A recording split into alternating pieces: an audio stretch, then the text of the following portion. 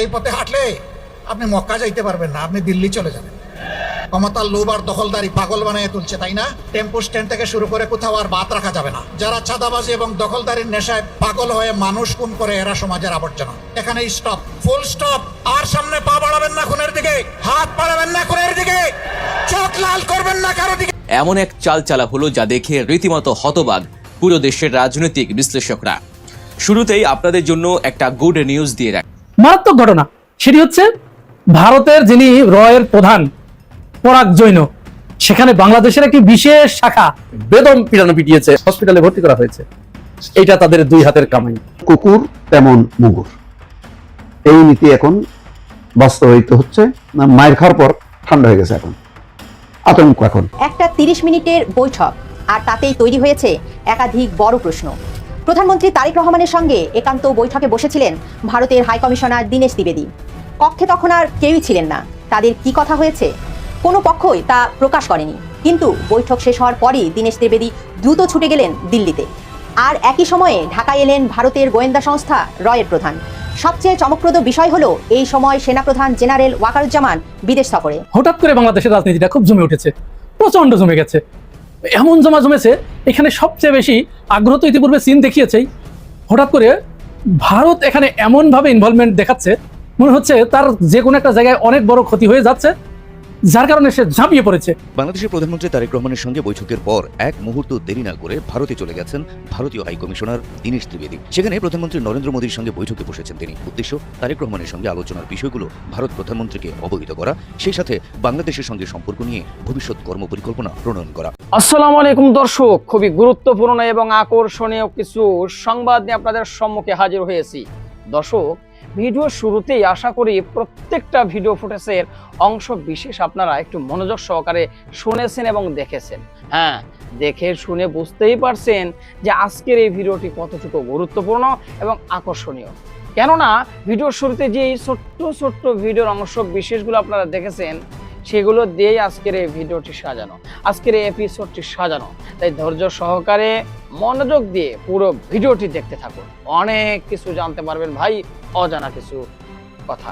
তো চলুন তাহলে কথা না বাড়াই, একটা লাইক দিয়ে মূল নিউজে চলে যাবো। তার আগে বলবো, যারা এখন পর্যন্ত আমাদের এই চ্যানেলটি সাবস্ক্রাইব করেন, প্রতিনিয়ত এই ধরনের গরম টাটকা খবর পেতে আমাদের এই চ্যানেলটি সাবস্ক্রাইব করবেন। যারা করেছেন ধন্যবাদ। চলুন একটা লাইক দিয়ে মূল নিউজে চলে যাই। বাংলাদেশের রাজনীতিটা খুব জমে উঠেছে, প্রচন্ড জমে গেছে। এমন জমেছে, এখানে সবচেয়ে বেশি আগ্রহ তো ইতিপূর্বে চীন দেখিয়েছেই। হঠাৎ করে ভারত এখানে এমন ভাবে ইনভলভমেন্ট দেখাচ্ছে, মনে হচ্ছে তার যে কোনো একটা জায়গায় অনেক বড় ক্ষতি হয়ে যাচ্ছে, যার কারণে সে ঝাঁপিয়ে পড়েছে। এবং সবচেয়ে মজার ব্যাপার হচ্ছে, গত 2 দিন আগে একযোগে যেদিন প্রধানমন্ত্রী তারেক রহমানের সাথে ভারতীয় হাই কমিশনার দীনেশ ত্রিবেদী সাক্ষাৎ করেছেন, ঠিক ওই দিনই কিন্তু আরেকটা ঘটনা ঘটেছে, মারাত্মক ঘটনা। সেটি হচ্ছে ভারতের যিনি রয়ের প্রধান পরাগ জৈন বাংলাদেশে ছুটে এসেছেন। এবং তিনি শুধু একা আসেন নাই, কিন্তু পরাগ জৈন সাথে করে এনেছেন আরো 3 জন গোয়েন্দা কর্মকর্তাকে, এবং তারা প্রত্যেকেই রয়ের উচ্চ পর্যায়ের, প্রত্যেকেই একেবারে পরিচালক পর্যায়ের। পরাগ জৈন তো প্রধান আছেনই, আর সাথে আরো 3 জন এনেছেন। তারা আবার একটা বিশেষ ফ্লাইটে শাহজালাল আন্তর্জাতিক বিমানবন্দরে অবতরণ করেছেন। সেখানে বাংলাদেশের একটি বিশেষ শাখা তাদেরকে দেখভাল করছেন, একটি বিশেষ জায়গায় তাদেরকে রাখা হয়েছে, তাকে বিশেষভাবে খাতির যত্ন করা হচ্ছে। কার সাথে কোথায় কখন কিভাবে বৈঠক করছেন, এই ব্যাপারে সরকারের পক্ষ থেকে কোনো বিবৃতি বা কোনো সফরসূচি কোনো কিছু প্রকাশ করা হচ্ছে না। প্রায় 2টা বৈঠক তারা ইতিমধ্যে করেছে, আরো কারো সাথে করবেন। তো এই অবস্থায় যখন বাংলাদেশের মানুষের ভিতরে একটা চরম উত্তেজনা কাজ করছে যে একই সাথে দীনেশ ত্রিবেদী তিনি প্রধানমন্ত্রীর সাথে সাক্ষাৎ করলেন, আবার আকাশপথে উড়ে আসলেন পরাগ জৈন রয়ের প্রধান, ঘটনাটা কি হতে যাচ্ছে বাংলাদেশে? বাংলাদেশের মানুষের ভিতরে একটা উদ্বেগ, উৎকণ্ঠা, একটা শঙ্কা, না কি হয়, কি হতে যাচ্ছে, এই ধরনের একটা ভাব। এর ভিতরে অবশ্য প্রধানমন্ত্রী যে বার্তা দেবার দরকার, কিছু ছবির মাধ্যমে, কিছু গেস্টার পোস্টার, আই কন্টাক্ট, কিছু অব্যক্ত কথার মাধ্যমে, কিছু স্থির চিত্রের মাধ্যমে যে বার্তাটি তিনি দেবার দরকার, সেই বার্তাটি ইতিমধ্যেই দিয়ে দিয়েছেন। এবং ইতিমধ্যে এই বার্তাটি যথাযথ জায়গায় পৌঁছে গেছে। প্রধানমন্ত্রীর পলিসি অ্যান্ড স্ট্র্যাটেজি উপদেষ্টা জাহিদুর রহমান তিনি অবশ্য বাংলাদেশের মানুষকে আশ্বস্ত করেছেন যে আপনাদের উদ্বিগ্ন হবার কিছু নেই, উত্তেজিত হবার কিছু নেই, দুশ্চিন্তাগ্রস্ত হবার কিছু নেই। পরাগ জৈন বা রয়ের প্রধান তিনি যে বাংলাদেশে এসেছেন, এটি সরকারের নখদর্পণে আছে এবং সরকার সবকিছুই দেখভাল করছে। তারা তাদের কিছু এজেন্ডা নিয়ে এসেছেন। এখানে আসার আগে তিনি অবশ্য চীন সফর করে এসেছেন, অর্থাৎ চীন থেকে ডাইরেক্ট এখানে এসেছেন। তার মানে বোঝা যাচ্ছে তাদের পায়ের তলায় হয়তো মাটি কিছুটা নরম হয়ে গেছে যে কোনো কারণে, যার কারণে কূটনীতিকদের পাশাপাশি এখন গোয়েন্দা সংস্থার প্রধানরাও তোড়াজোড়া করছে, দৌড়াদৌড়ি করছে এবং এটা করতে বাধ্য হচ্ছে। এখন এর ভিতরেই কিন্তু এই দীনেশ ত্রিবেদীর সাথে বৈঠকে প্রধানমন্ত্রী একটা বার্তা দিয়ে দিয়েছেন। বার্তাটা কি, আমরা 3টা ছবি আপনাদেরকে দেখাবো। এই ছবি 3টা যদি আপনারা দেখেন, যে আগেই একটু বলেছি, ইঙ্গিত দিয়েছি, কিছু স্থির চিত্র, কিছু ছবি, এগুলো অনেক বড় রকমের বার্তা দিতে পারে এবং তারা কথা বলতে পারে, তারা মানুষকে হাসাতে পারে, নাচাতে পারে, কাঁদাতে পারে। আমরা প্রথমে একটা ছবি দেখি আসুন। বাংলাদেশে যে কিছুটা পরিবর্তন হয়েছে এবং প্রধানমন্ত্রী তারেক রহমান তিনি যে এখনো পর্যন্ত সঠিক জায়গাতেই দাঁড়িয়ে আছেন, এটার একটা উদাহরণ আমরা দেখি। এই ছবিটা দেখুন, শেখ হাসিনার বিদায়ের আগে যখন প্রণয় ভার্মা প্রথম রাষ্ট্রদূত হয়ে বাংলাদেশে জয়েন করলেন, তার পরের ছবি এটা দেখুন। শেখ হাসিনা এবং প্রণয় ভার্মা দুজন কিন্তু পাশাপাশি বসেছে। এখানে একজন প্রধানমন্ত্রী আর একজন রাষ্ট্রদূত, এটা কিন্তু বোঝার কোনো উপায় নেই। যখন রাষ্ট্রপ্রধান এবং রাষ্ট্রদূতদের সাথে বৈঠক হয় তখন সাধারণত বেশি ভালো সম্পর্ক যাদের সাথে, তাদেরকে এরকম পাশাপাশি বসিয়ে এরকম করা হয়ে থাকে, এটা দোষের কিছু না। এরই আগে দেখুন, ভারতের একজন মন্ত্রী আর বাংলাদেশের আরেকজন মন্ত্রী, তাদের এই ছবিটা দেখুন। এখানে বাংলাদেশের যে মন্ত্রী, মনে হচ্ছে তিনি চাকর, তিনি তার মনিবের কথা শোনার জন্য উদ্দীপ হয়ে আছেন। আওয়ামী লীগ আমলে টোটাল ব্যবস্থাটাই এরকম হয়ে গিয়েছিল, সিস্টেমটাই এরকম হয়ে গিয়েছিল। প্রণয় ভার্মা যদি শেখ হাসিনার সাথে সাক্ষাৎ না করে এই জায়গায় যে ছবিটা দেখালাম অন্য কোনো মন্ত্রীর সাথে বৈঠক করতেন, তাহলে এখানেও এই একই অবস্থা হতো, একই চিত্র দেখা দিত। তার মানে কি, ওই সময় ছিল যে আমরা শাসক তোরা প্রজা। আর বেশি দূর যাব না, প্রধানমন্ত্রী তারেক রহমানের সাথে দীনেশ ত্রিবেদীর এই বৈঠকটি দেখুন। বৈঠকের যে ছবিটা দেখুন, বসার সাইজটা, কে কোথায় বসেছে, স্পেস, এটা একটু লক্ষ্য করুন আপনারা। এটা লক্ষ্য করলে অনেক কিছু দেখবেন। প্রধানমন্ত্রী কিন্তু বেশ দূরে, আর প্রধানমন্ত্রী থেকে বেশ খানিকটা সামনে এগিয়ে এসে এক পাশে দীনেশ ত্রিবেদী আর এক পাশে বাংলাদেশের আরেকজন মন্ত্রী। এই ছবিটা কিন্তু কূটনৈতিক মহলে বিরাট একটা বার্তা দিয়েছে এবং মূলত এইখানেই দীনেশ ত্রিবেদী যা বোঝার বুঝে গেছে। আর তিনি কতটুকু গুরুত্ব পেয়েছেন, কি পান নাই, বাংলাদেশ তার কাছে কি প্রত্যাশা করে, ভারতের কাছে কি প্রত্যাশা করে, ভারতের এখন বাংলাদেশের সাথে কি আচরণ করা উচিত, এইখানেই কিন্তু দীনেশ ত্রিবেদী এই বার্তা পেয়ে গেছে, পরিষ্কার বার্তা পেয়ে গেছে। যদিও দীনেশ ত্রিবেদী তিনি কিন্তু বের হয়ে অনেক কথা বলেছেন, অনেক কথার ফুলঝুরি ছড়িয়েছেন। এরকমই হয় সাধারণত, যখন ঝুলিতে ফল কম থাকে তখন অনেক কথা বলে সেই ঝুলির ভিতরে যে কিছু আসতে পারে, আসার সম্ভাবনা কি, এইগুলো তখন ফুটিয়ে তুলে ওখানে ভরতে হয়, ঝুলি ভরতে হয়। দীনেশ ত্রিবেদীও তাই করেছেন। এখন হয়তো আপনারা ভাবতে পারেন যে প্রধানমন্ত্রী জন্য হয়তো একটু দূরে বসিয়েছে। তার কয়েকদিন আগে চীনের রাষ্ট্রদূতের সাথে প্রধানমন্ত্রী তারেক রহমান বৈঠক করেছেন। দেখুন এই ছবিটা দেখুন, এখানে কিন্তু ঠিক কাছে বসিয়েই, পাশাপাশি বসে তিনি বৈঠক করেছেন। এইগুলোতেই পারস্পরিক গুরুত্ব এবং মর্যাদা কে কাকে কতটুকু গুরুত্ব দিচ্ছে এই ছবিগুলোতে সাধারণত ভেসে ওঠে। যাই হোক, এই বৈঠকে দীনেশ ত্রিবেদী অনেক আশা নিয়ে এসেছিলেন। তিনি মূলত তারেক রহমানকে দাওয়াত করতে এসেছিলেন না, দাওয়াত তো অনেকবার করেছেন, তাকে অনেকটা মানে রাজি করিয়ে বুঝিয়ে শুনিয়ে ব্রিক্স সম্মেলনে তাকে নিয়ে যাওয়ার জন্য। এবং ভারতের সর্বশেষ চালটাই ছিল এটা যে যেভাবে হোক তাকে আনতে হবে। তাহলে একদিক দিয়ে ঢুকলেন দীনেশ ত্রিবেদী আর আকাশ পথে আসলেন পরাগ জৈন। দুইজন দুদিক থেকে এসে কিন্তু প্রধানমন্ত্রীকে অনেকটা বলা চলে কূটনৈতিক চাপের মাধ্যমে তাকে ওইখানে নিয়ে যাওয়ার জন্য বা রাজি করানোর জন্য একটা প্রচেষ্টা তাদের ভিতরে ছিল।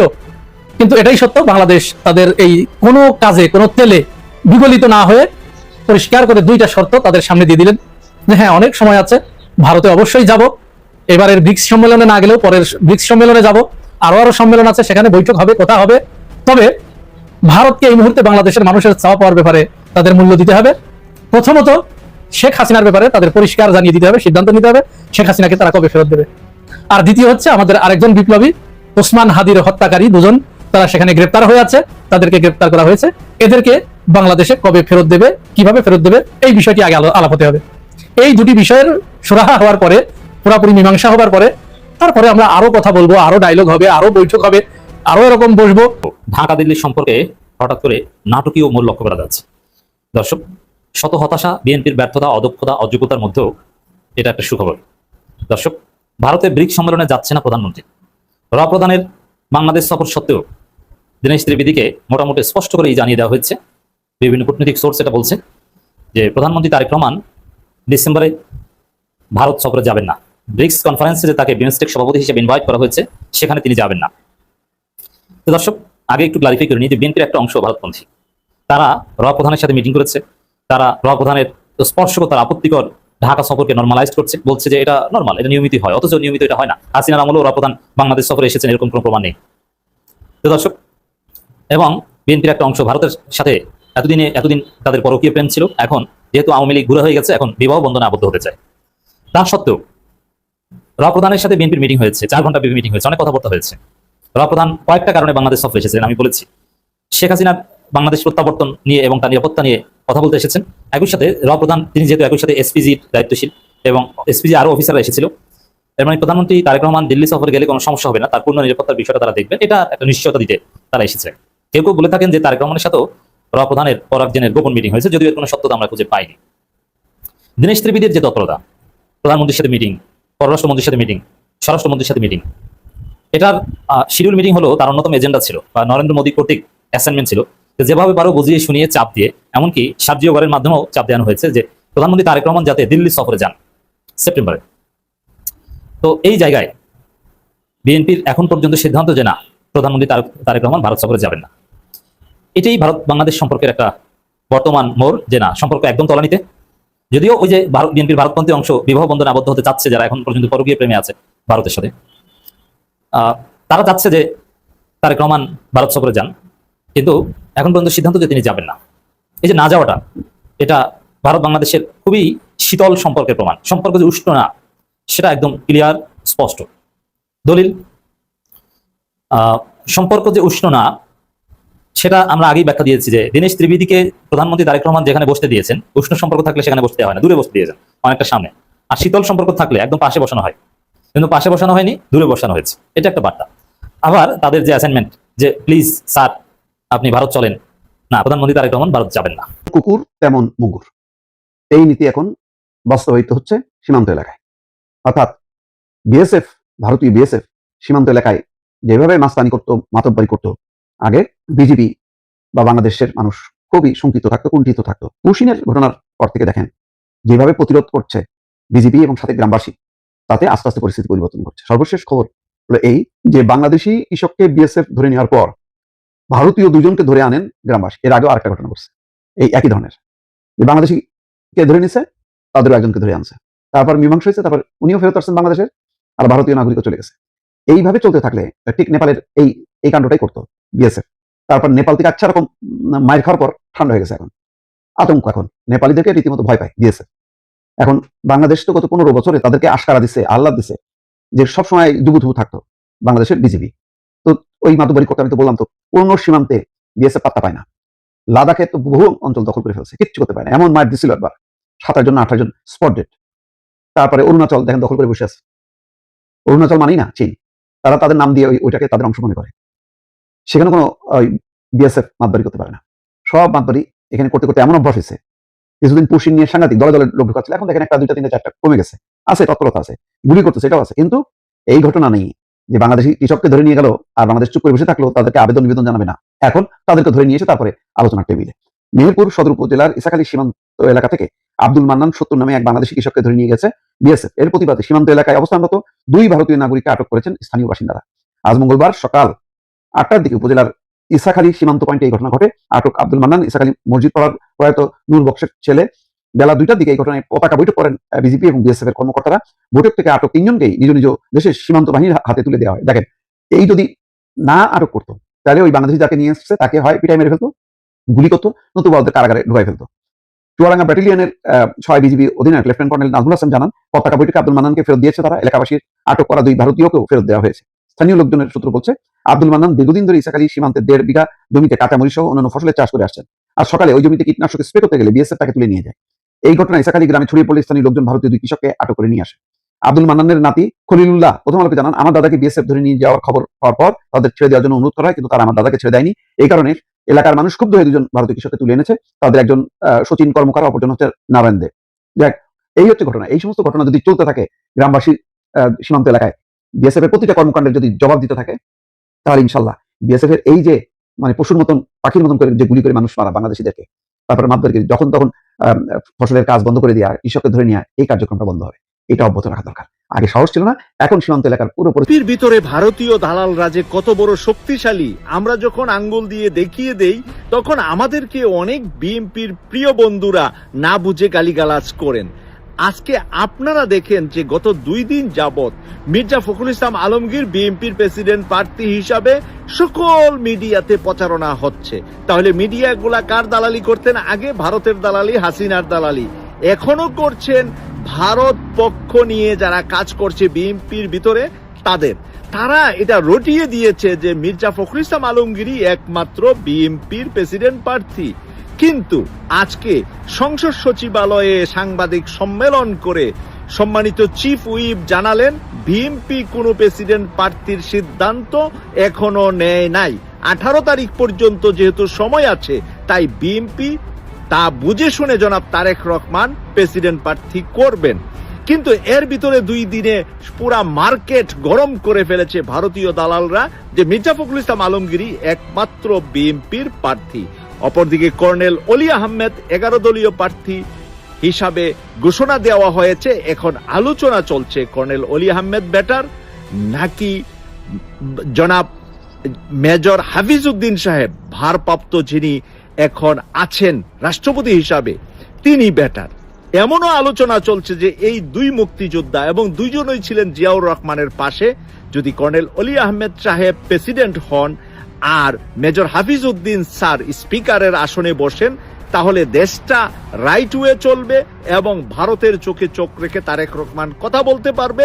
এমন 2জন সম্মানিত ফিল্ডের যোদ্ধা, মুক্তিযোদ্ধা, বীরোত্তম, বীর বিক্রম, তাদের খেতাবপ্রাপ্ত ব্যক্তি হিসাবে আন্তর্জাতিক অঙ্গনে বাংলাদেশের সুনামটা অনেক উপরে যাবে এবং বাংলাদেশ আন্তর্জাতিক যেই দেশগুলা বাংলাদেশকে যুদ্ধের বেলায় সাহায্য করতে চায়, যেমন তুরস্ক, পাকিস্তান, চায়না, তাদের সাথে ভালো সম্পর্ক করতে পারবে এই মানুষগুলা।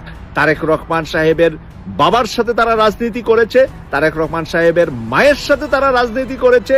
এখন যদি তারেক রহমান সাহেবের উপরে 2জন এই মানুষ থাকেন, তাহলে দেশের কল্যাণ অনেক বেশি হবে। আমার যারা বিএনপির ভাই বোনেরা আছেন, যারা তাজা মাছ খেতে চান, তারা আসলে তাজা মাছ পাচ্ছেন না। আপনাদের মাছের ভিতরে ফরমালিনের ভেজাল খাওয়াবে ভারত। তাই আপনারা হুঁশিয়ার হয়ে যান এবং আপনারা বুঝে শুনে সমর্থন করেন কাকে বিএনপি প্রেসিডেন্ট করলে আপনারা নিরাপদে থাকতে পারবে। দর্শক, আশা করি পুরো ভিডিওটি দেখেছেন। এবার অবশ্যই আপনাদের মূল্যবান মতামত জানাবেন, পারলে ভিডিওটি শেয়ার করে সবাই দেখার সুযোগ করে দিবেন। আর আমাদের এই চ্যানেলে নতুন হলে সাবস্ক্রাইব করবেন। যারা করেছেন ধন্যবাদ জানাই। আজকের মতো এখানে বিদায় নিচ্ছি। দেখা হচ্ছে নতুন কোনো ভিডিওতে। সে পর্যন্ত সবাই ভালো থাকবেন। আল্লাহ হাফেজ।